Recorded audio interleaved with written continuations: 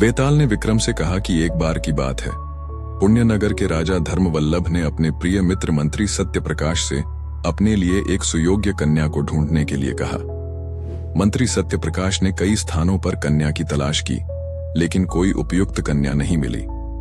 निराश होकर उन्होंने सागर देव से प्रार्थना की। सागर देव ने उन्हें जल में एक वृक्ष पर बैठी एक अद्भुत कन्या दिखाई। जब मंत्री ने उसे देखा, वह जल में कूद गई और अदृश्य हो गई। मंत्री ने राजा को इस बात की जानकारी दी और राजा उस कन्या को देखने के लिए सागर के किनारे गए। जब उन्होंने उसे देखा तो वह फिर से जल में कूद गई। राजा ने भी उसके पीछे छलांग लगाई और पाताल लोक पहुंच गया। वहां उसने कन्या को विवाह का प्रस्ताव दिया। कन्या ने राजा को अमावस्या से एक रात पहले देवी मंदिर आने को कहा। जब राजा वहां पहुंचा, उसने एक राक्षस को कन्या को स्पर्श करते देखा। राजा ने गुस्से में आकर राक्षस को मार डाला।